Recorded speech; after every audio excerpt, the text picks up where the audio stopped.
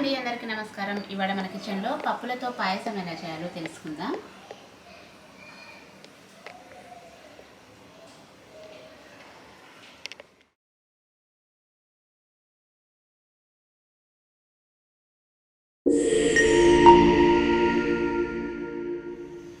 ఈ పాయసం కోసం మినప్పప్పు, శనగపప్పు, బియ్యం, పెసరపప్పు ఇవన్నీ 2 టీ స్పూన్లు తీసుకున్నాను.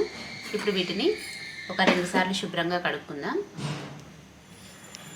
పప్పులు ఇలా కడిగిన తర్వాత వీటిని ఒక కడాయిలో వేసుకొని ఫ్రై చేసుకుందాం. పప్పులన్నీ ఇలా వేసుకున్నాం కదా, వీటిని కొద్దిగా దోరగా ఫ్రై చేసుకోవాలి.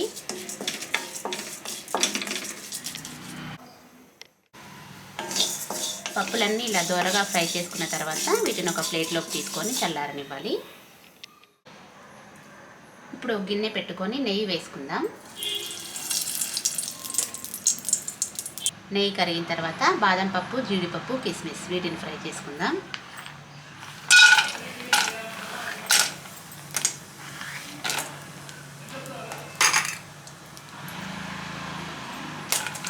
బాదం పప్పు, జీడిపప్పు కూడా ఇలా మంచిగా ఫ్రై అయిపోయిన తర్వాత వీటిని కూడా ఒక ప్లేట్లోకి తీసుకుందాం.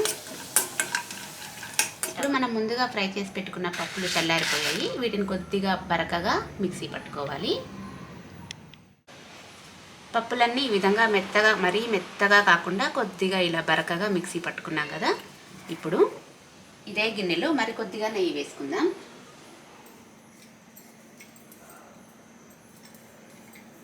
నెయ్యి కరిగిన తర్వాత మనం పట్టుకున్న పప్పుల పొడి మొత్తం అరకప్పు అయింది. ఈ కప్పుతో అరకప్పు ఈ పప్పుల పొడిని వేసుకుందాం. ఇప్పుడు ఈ నెయ్యిలో ఈ పప్పుల పౌడర్ని మొత్తం కూడా మనం దోరగా వేయించుకోవాలి. మళ్ళీ మంచిగా ఫ్రై చేసుకోవాలి. ముందు కడిగినప్పుడు ఫ్రై చేసుకున్నాం కదా, మళ్ళీ ఇప్పుడు నెయ్యిలో కూడా ఫ్రై చేసుకోవాలి. మంటను పూర్తిగా సిమ్లో పెట్టుకొని ఫ్రై చేసుకోవాలి.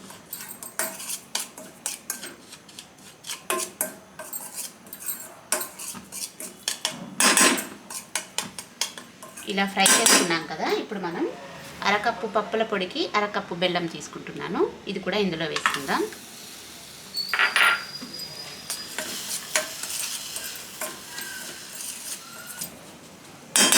ఇలా ఫ్రై అవుతుంది కదా, ఇప్పుడు మనం నీళ్లు తీసుకుందాం. అరకప్పు బెల్లం, అరకప్పు పప్పుల పొడి మొత్తం 1 కప్పు కదా, ఇప్పుడు మనం 4 కప్పుల నీళ్లు తీసుకుందాం.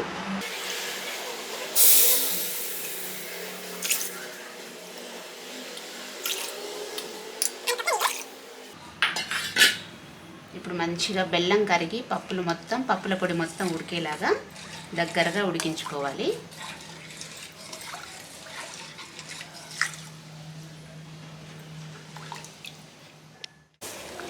పాయసం ఇలా కొద్దిగా దగ్గర పడ్డ తర్వాత ఇందులో యాలకుల పొడి వేసుకుందాం. ఇప్పుడు మరొక 2 నిమిషాలు ఉడికిద్దాం. పాయసం ఈ విధంగా దగ్గర పడింది కదా, ఇక స్టవ్ ఆపేసుకుందాం. చివర్లో మనం ఫ్రై చేసి పెట్టుకున్నాం కదా డ్రై ఫ్రూట్స్, అవి వేసుకుందాం.